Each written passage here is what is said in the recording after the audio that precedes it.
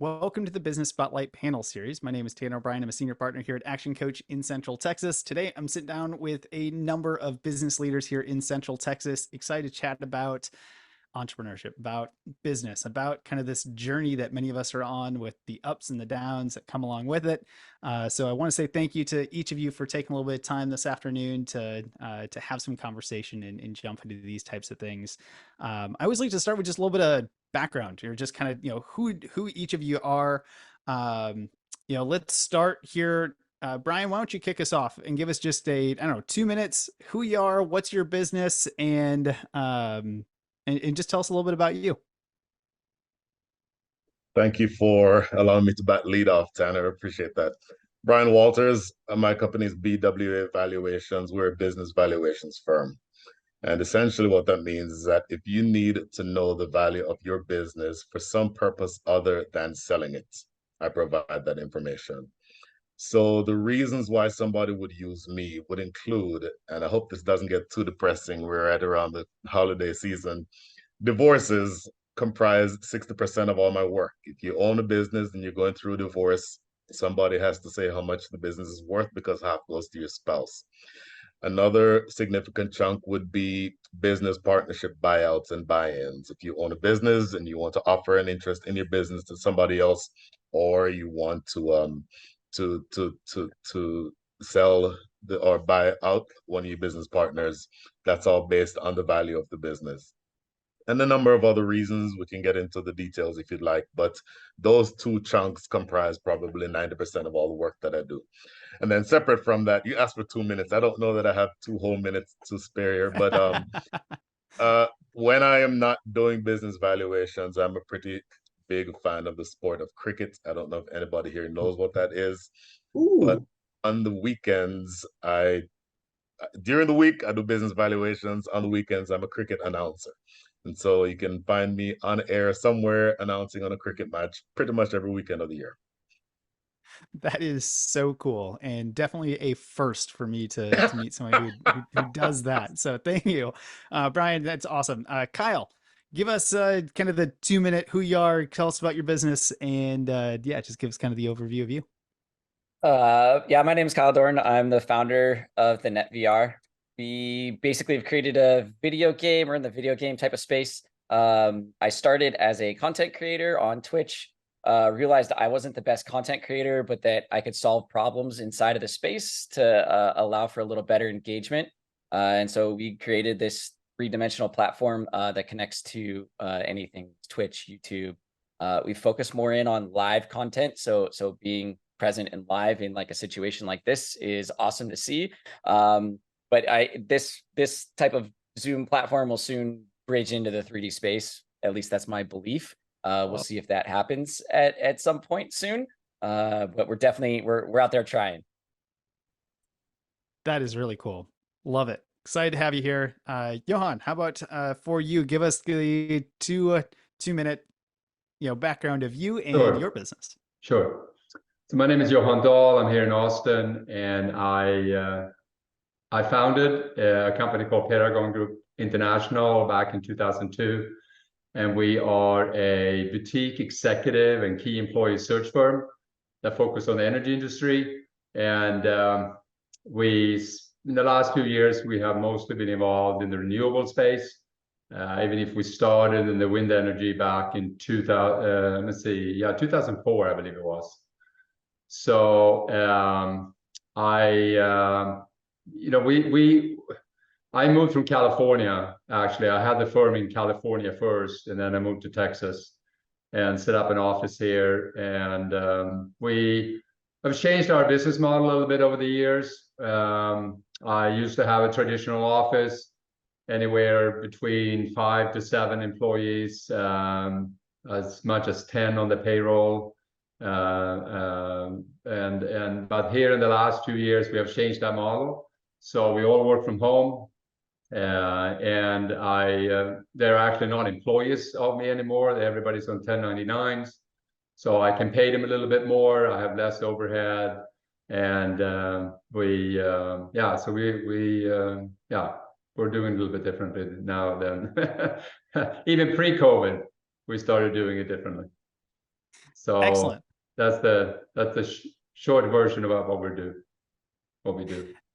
Excellent. Well, I appreciate it. Appreciate you being here today. Excited to kind of hear some best practices, things that I'm sure you've learned along your journey since founding the company in 2002. So thank you so much for being here. Sure. Joe, I'll pass it over to you. 2 minutes, kind of give us the breakdown of who you are and what's your business. Been here 10 years from Northern California, Johan, outside Bay Area, then outside Sacramento, where I grew up. My background in prior career, I ran a multifamily office. I started out in stock brokerage business right out of college in Northern California, but found that's more sales than finance. And so I had the good fortune to join what you'd call a multifamily office there in Menlo Park in 1990 that had been recently purchased by a European bank, a bank in Liechtenstein. And my boss was old San Francisco money. We had a blue chip client base. And then he died of cancer. I took over the business, bought it back from the bank in 93. And a year later, the internet commercializes and all hell breaks loose in Silicon Valley. And so I got very active in angel and venture investing while managing money, old money, DuPonts and folks like this and some new money folks from Silicon Valley, and got very active in angel and venture investing. And so it's a long-winded answer. So I moved to Texas 10 years ago. My kids all migrated to Central Texas and now grandkids, and started a new firm. Basically restarting one I started 23 years ago is to build out a solution and a platform to bring public market investment practices and rigor and professional processes to how we fund startups, so that entrepreneurs have a much easier path to funding, and also the money that's getting deployed, the LPs of funds or the family offices that are investing in startups can actually have more confidence they're actually going to make money. It's not just a gambling casino. Been published multiple times in prestigious financial journals, been recognized probably the world expert in the optimal venture fund model.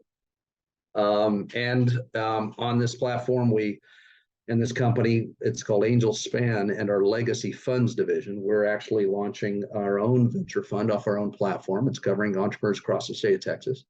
But we built it to also license to others, so we can help them. It's called a turnkey asset management platform, or venture TAMP, to help them launch and run better venture funds in their communities or the venture thesis that they find compelling. And so we're trying to fix how we fund innovation. And Brian, I have to tell you briefly, I was married, or somewhat briefly, to an English woman. And because I was supposed to run a new firm joint venture with Credit Suisse out of London, and it was going to run out of London. When I divorced the mother of my children, met this English dame, married her because I was migrating to London. And one of the things I got involved with was cricket. I wanted to find what was I going to do in England to have some outdoor activity. And a friend of hers was the manager for a celebrity cricket team started by David English. I don't know if you knew David English from England days, but he was a cricket player, semi-pro, but he was also a record producer. And for Stigwood Records, he was a 26-year-old hotshot record producer, or president of Stigwood Records. And the first two acts he signed were the Bee Gees and Eric Clapton when Eric was coming back from his. So long story short, he ended up forming a celebrity cricket team to raise money for youth cricket leagues. And I was going to play on the team. I'd never played cricket, but I was going to, and literally Eric Clapton's on the team, Phil Collins, Ron Wood from the Rolling Stones, the Gibb brothers from the Bee Gees, all these celebrity folks, because they'll have a celebrity team play a professional team and then have a charity fundraiser for the local youth leagues. And I was going to be able to play cricket with Eric Clapton and Ron Wood. But absolutely. I had to give up my jersey and everything. We divorced and I never got a game under my belt. So anyway. Absolutely fascinating. Fascinating. Oh, yeah. I studied cricket to get out and play. I played baseball, so Christ, I could play cricket, right? And these guys literally, you got Ron Wood standing in the outfield smoking cigarettes while they're playing in the celebrity cricket. Amazing. Absolutely amazing. True story. So anyway. Oh, that is a fun story. I appreciate that. Peter, I'll hand it over to you. 2 minute, kind of give us the background of you. Yeah, absolutely. And for those wondering, with an A, Petar, I like to say it's a Peter but better. I'm originally from Bulgaria, Eastern Europe. Worked in California most of my adult life, but moved to Austin, Texas right before COVID, 2019. Bought a house, settled. And I had been most of my career in corporate management, actually started in VC and PE investment consulting. And when I founded Mirror 360 last year, it was to solve for what I saw as the biggest thing that people hate about corporate life, which was the ambiguity in which we have to operate, ambiguity about performance and what I call fulfillment at work. Mirror 360, my startup, is the technology solution combined with methodology to solve for informational ambiguity in the workplace. Automatic, standardized, easy, and detached from HR administration of opinions. So making honest perspectives from all sides visible. As of now, we have about 14 people, globally distributed. My Bulgarian connection really paying off now with engineering team there. And we have business folks throughout the United States. What I have found to be most exciting about Mirror 360 is that it is industry agnostic. Any organization of size sort of needs a tool like ours. And Tanner, you're in business coaching and consulting. We also just released a free version of the feedback tool. There's no feedback tool that exists in the market that is not administered by HR. So we're sort of giving feedback back to the worker in their own hands with My Mirror 360. It's been a very exciting thing to be an entrepreneur and difficult. So I'm excited for the questions ahead and on a lot of those topics. Beautiful. I love it.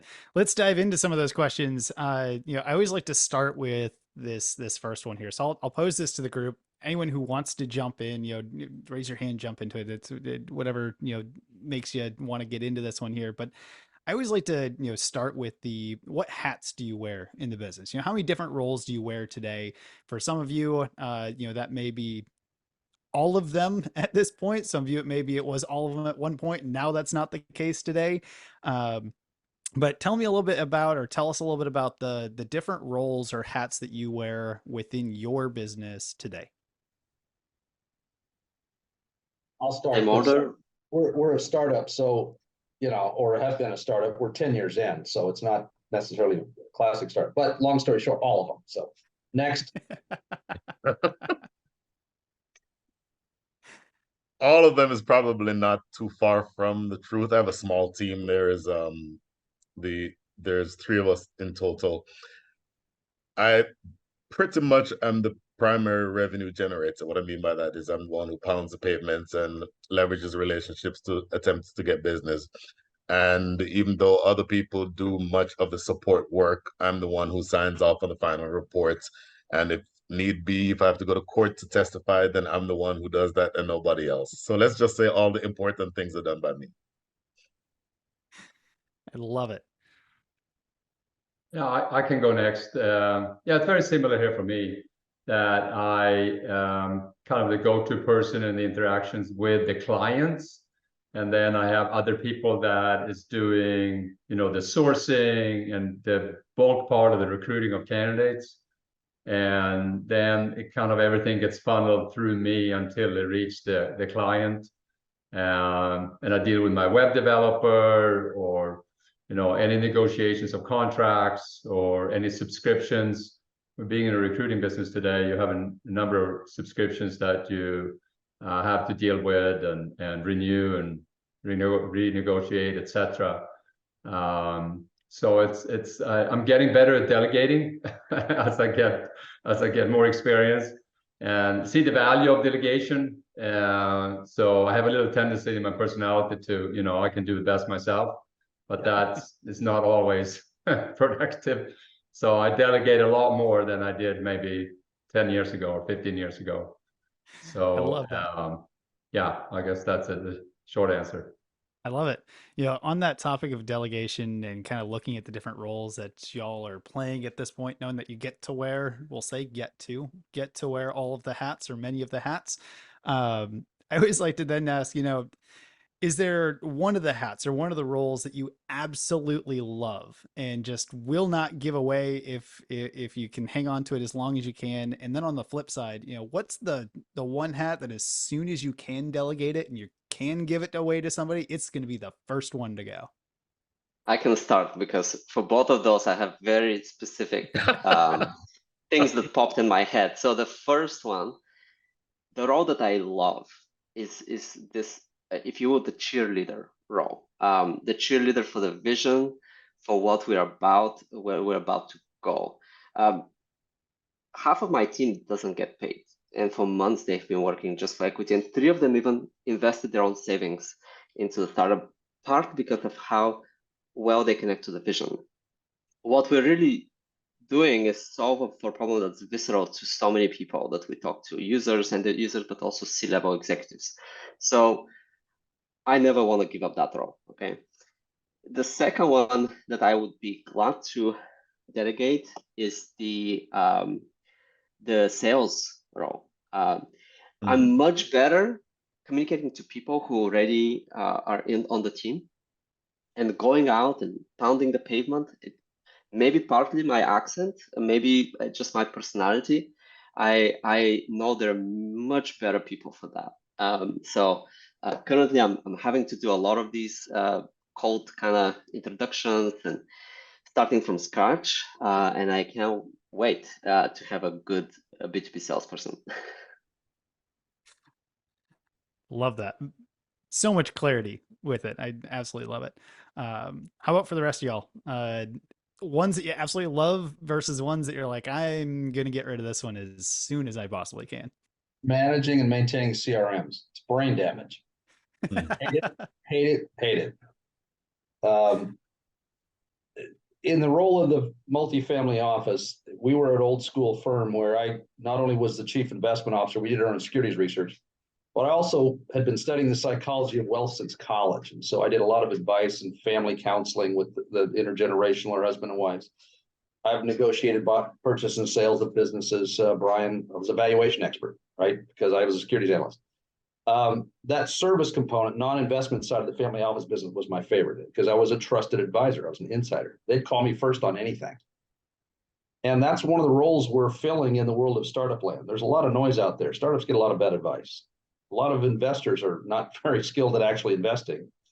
And it's a role that we're filling, and it is the best part of my job because it's what I did best as a money manager and family office guy. And it's grossly needed in the world of startups is they need somebody they can trust that actually knows what they're talking about. Or if they don't know, they'll be willing to admit it, go find the answer on their behalf. And that is, and I'm training up my colleagues to do the same thing because it's fun. It's a natural fitting. And in the world of startup land, it's grossly needed. So. Okay, I can go next. So I think the aspect of my business that I really don't want to give up is anything that has to do with management of our funds or anything related to negotiations, contracts, that because ultimately I'm responsible for the company to be profitable. And so that I had a hard time seeing myself delegating that. Now, some of the technical issues, when it, similar to what Joe said about the CRM or anything that is related to a, heavy technical. Now, I can do it, I guess I know enough about it to be dangerous, but it's just the frustration that when it's not working the way that it intended. So that part I have more and more let other people to deal with. CRMs are for salespeople, man. That's their job. As long as you got sales folks that are organized well enough that they can make sure they input the information correctly. I hate CRM. Well, let's shift over to marketing. I love asking a few questions around marketing. It's an area that's vital to every business out there. Doesn't mean it's always the easiest one to jump into, especially for many, business owners that don't have background in marketing, that sort of thing. So I like to just ask some general questions around what has been working, or what lessons have you learned along your journey to market, or what's your philosophy to getting your business out there? We'll just start with that. Kind of what's been your philosophy, and then we'll kind of move into lessons learned or best practices. I'll go first. The philosophy, I think, is not to treat marketing as a chore, but as something that you can do to enhance your business. What I mean by that is, for me, and this may be very specific to my business and to my industry, that there is always a very specific reason that you're being asked to solve. And there's always a reason why the person who has that problem cannot be the one who's part of the solution. So from that standpoint, there is always going to be the need, and it's just a matter of being able to identify where the person with the need is. And so I found it most beneficial to target industries or professions that don't necessarily need the service themselves, but who would know clients who need the service. As an example, attorneys, every single one of those discussions or situations that I described earlier where people need me, every single one of those has attorneys. And so if I end up networking with a bunch of attorneys, then that becomes essentially an easy referral for them to make when the situation comes up where one of their clients needs me. So I guess the summary would be to be more strategic about being able to find opportunities to generate revenue, and then to avoid the sort of shotgun approach where you're going to a networking event in the morning, in the evening, and on the weekends. Avoid that type of approach. Be a little bit more strategic, a little bit more targeted about what you're looking for. And that is what I found that has worked for me. I'll go offer something, because you raise an interesting point where I've seen confusion with myself and others. And I'm a finance nerd, and I hated the marketing guys in college. I was a finance nerd, and they were just all biz dev, charming, party frat boy sort of guys, right? And I thought, marketing guys are idiots. Turns out it's a necessary evil. But in thinking of it in turn, there's marketing, there's biz dev, to your point, Brian, and then there's sales, which is closing. I bifurcate those three, and then putting it in financial terms. Marketing in its purest form is building the brand, right? And that's a balance sheet asset. Brand is goodwill under accounting terms, right? And it's the largest asset on any public company and any company's balance sheet, if you actually account for it properly, is brand. It's an intangible asset, but it is the most, because that's what you monetize. And that's what the biz dev people use to set up meetings for the sales guys to close, is the brand. And so marketing is vitally important, as long as it's viewed in its proper context of what your goal is. You have to have a brand you can actually message right and market. And I think that's where a lot of businesses, small and large, lose sight of the fact that you have to be able to have a brand to be able to market, because the brand assets are your principal asset that you're going to monetize through biz dev and sales, is the brand. Everything else is just how the brand is manifested. So, putting it in financial terms for me, that made it a lot easier for me to understand marketing and biz dev and sales. I love that point, and I'll piggyback off of that, because when I began Mirror 360, that was actually the one insight that I think is critical. It's like, how do you make a tool that collects honest opinions, right? Like, how would employees trust to speak the truth, if not trusting the tool, the brand of what it stands for, right? So we actually took a very unusual approach of B2B SaaS, right? We said, we're not gonna be in the pocket of the typical buyer persona, HR, right? Because the moment we fall into the same trap, it's dead in the water, because we're never going to collect honest opinions. It's just another HR administrative tool. So I agree with Joe that marketing is very much a necessary evil. My previous role right before the startup was actually product marketing at realtor.com. So I had this idea of marrying just how the features of the product are even packaged before you go and spend marketing dollars, right? So with my startup, I always think of marketing as very integrated with the very way the product is, how the brand is formulated, but also with the operations of how we then close sales and scale up.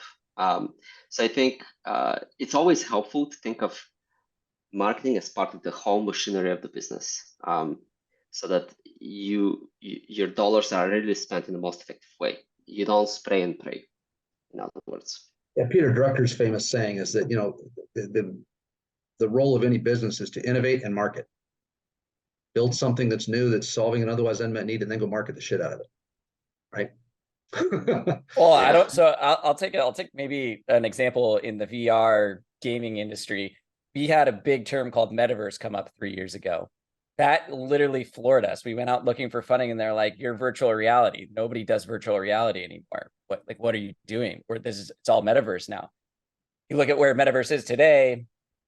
Is it still existent? Is it still there? Meta's, you know, changed their name, rebranded after it. They kind of have a vision after it, but still, you go look and talk to a metaverse expert.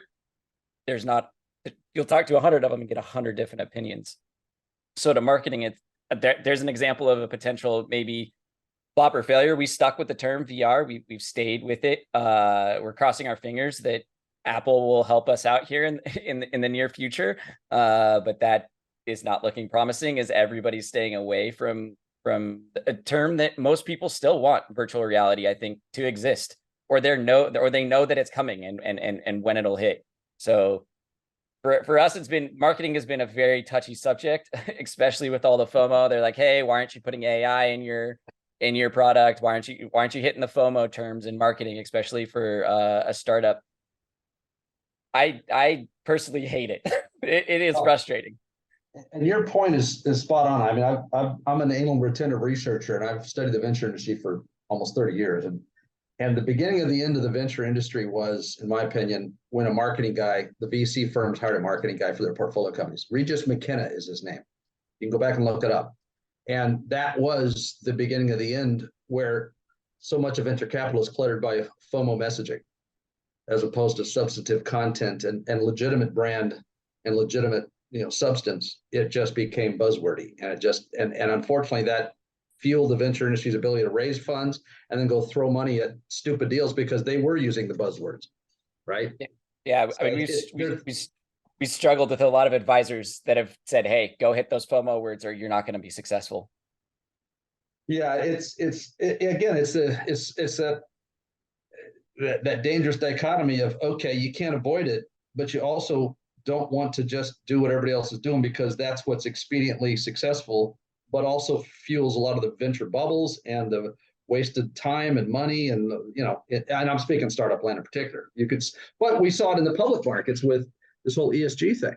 They all started rebranding around ESG because that became hot because they could raise money at it. Well, those funds they raised are now closing left and right because that was just a FOMO messaging, principally just to raise money. It wasn't about an authentic approach to the topic of ESG. It was just a way to close business. It's a dangerous thing.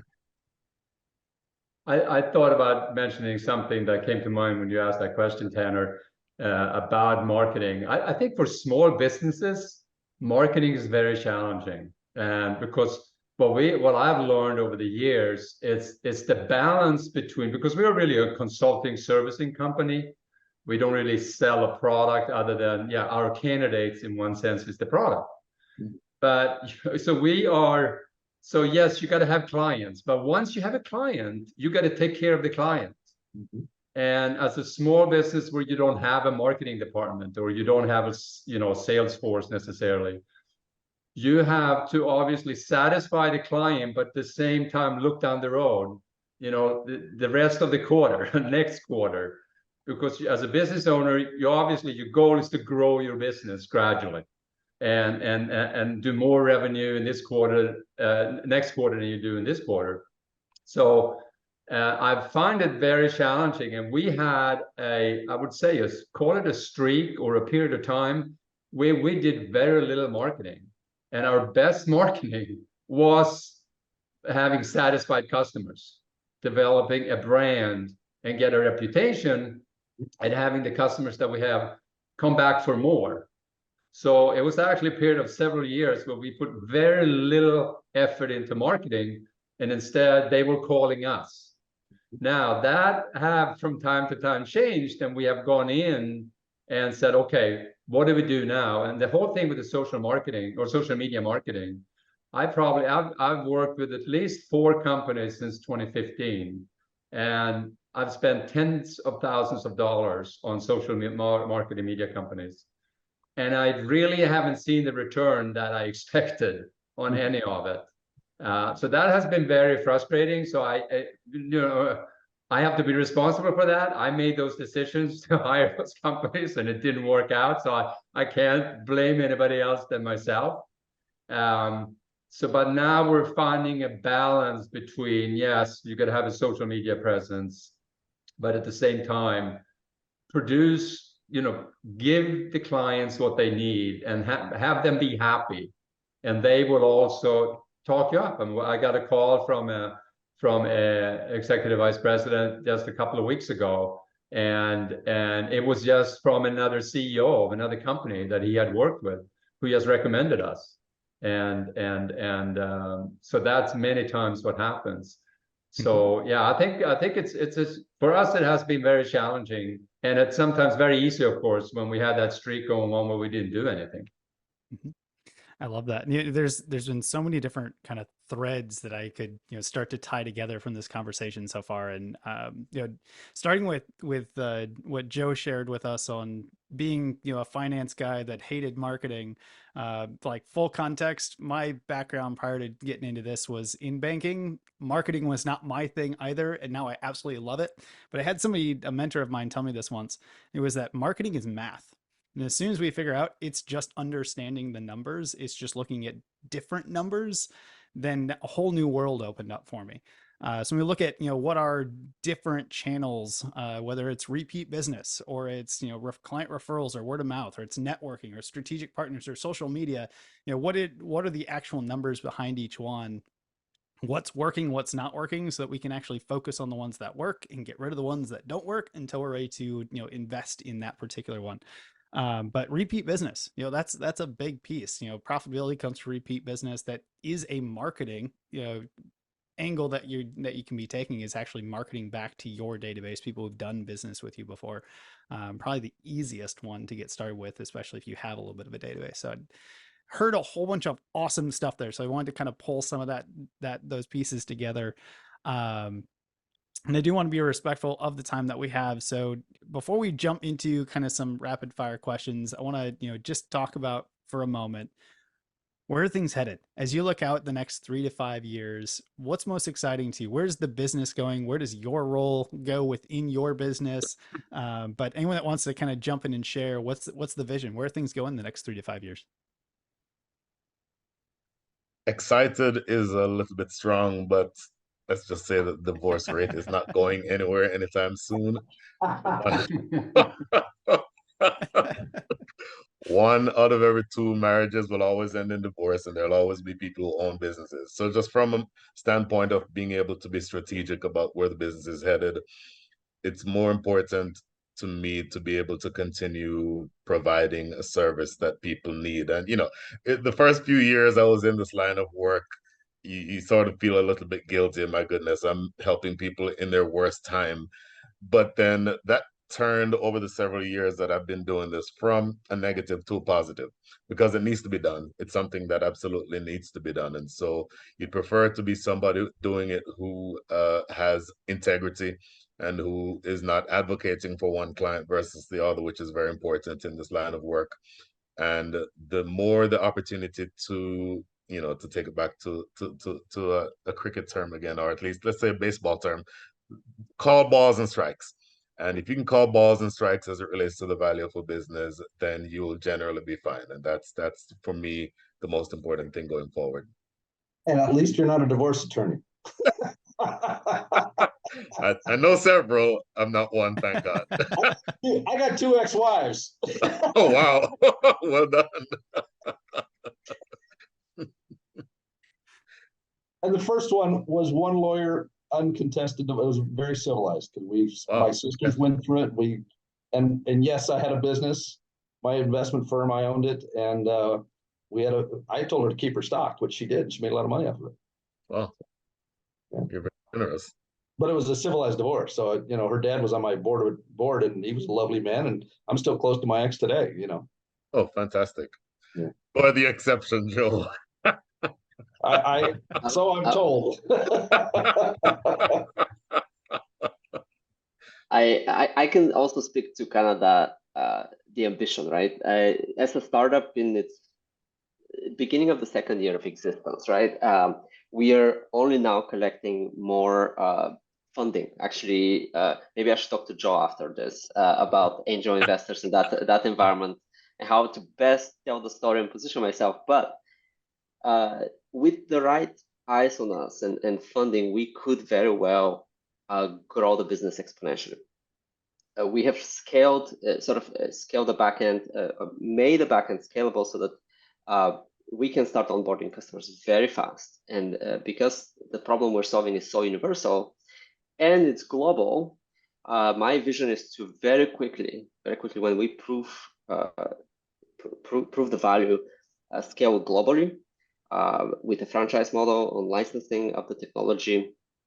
And the vision in 5 years is to become the transparency tool in the organization. So kind of love to go, but I think one that will be good for us, and it will be good for the customers and their employees. As I said, I'm in the venture world, and I've studied it for almost 30 years. And for the first time, we're finally seeing movement in the venture industry actually professionalizing. It's not a profession. Literally, anybody can be a VC. Hairdressers have to go to beauty school. There's no venture school. There's no curriculum they have to study. And they waste entrepreneurs' time. Most of them don't know what the hell they're doing. And this is the rock I've been pushing up a hill off and on for over 23 years. And we're now finally seeing it. And there is a pile of money on the sidelines that would love to invest in more startups, but there's never been a good path to do it, except for that small selection of good VC firms or funds.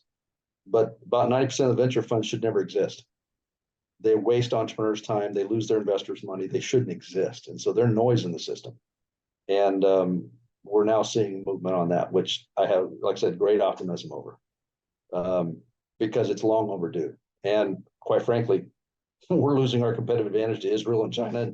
And so we don't have any more time to waste and keep flogging a really flawed way to fund it, startups. It has to get fixed, and we're kind of helping drive some of it, actually. So I have a tremendous amount of enthusiasm.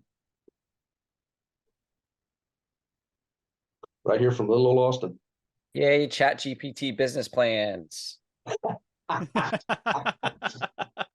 Sorry, I just had to throw that out there. We from the 11 slide pitch deck to the ChatGPT business plans. I don't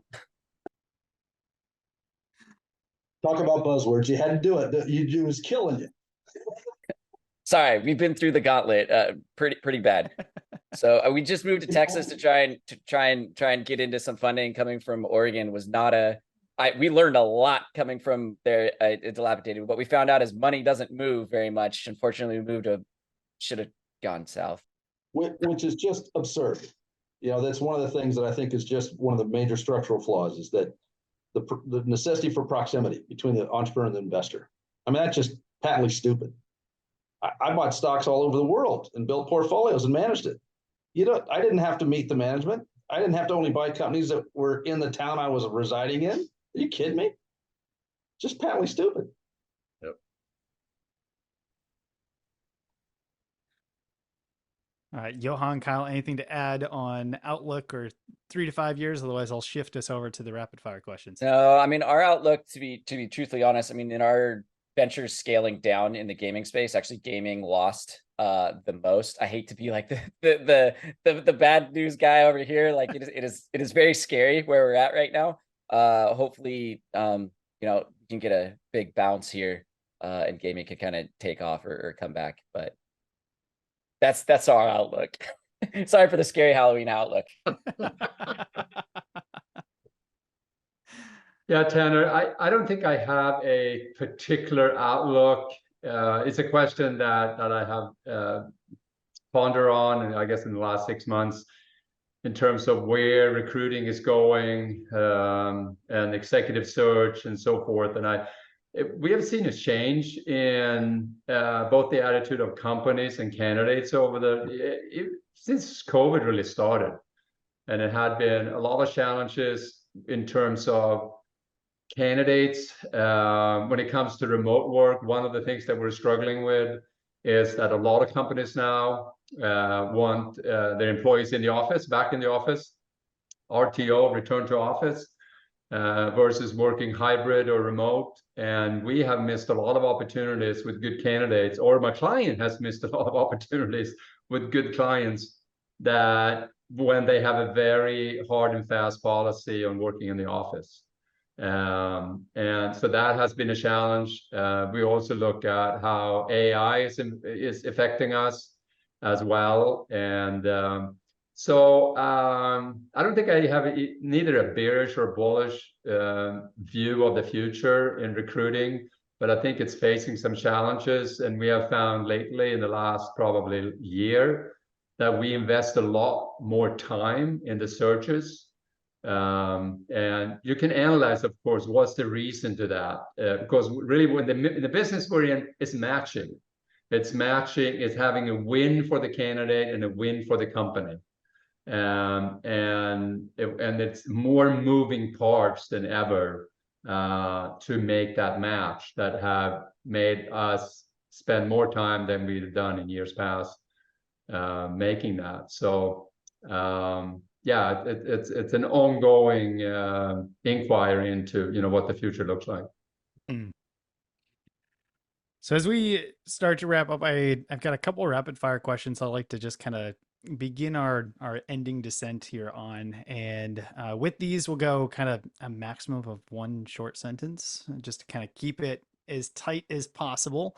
But if you could give just one piece of advice to other entrepreneurs out there, and you only get to give them one, I know you can give them tons, but if you could only give one piece of advice, what piece of advice would you give other entrepreneurs today? Be authentic. It literally is that simple. Make sure what you're pursuing has purpose behind it.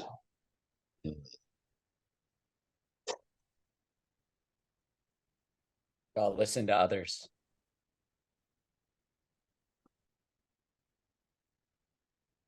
I would say don't be in the way of your own success. Make sure that you are going to experience fear. You have to be willing to both be coachable and willing to what I'm trying to say, push your comfort zone, step outside your comfort zone. Because I don't think any entrepreneur is going to be successful playing it safe. So you have to be willing to take the risk and find a mentor. Find somebody who can coach you, can mentor you, can guide you. Somebody have done very similar things that you've done before, or gone before you. Basically, somebody have walked that path for you. I would say it's not about you, it's about the business, the people, the customers. Love that.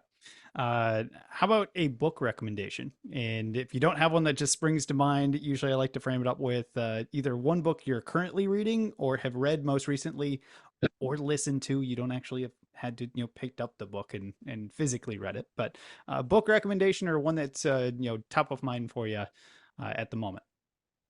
The Laws of Human Nature, Robert Greene.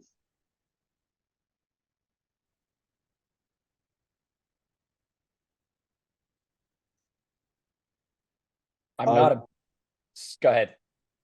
Well, yeah, I don't read books currently anymore. I generally buy them and then skim and extract what I'm looking for.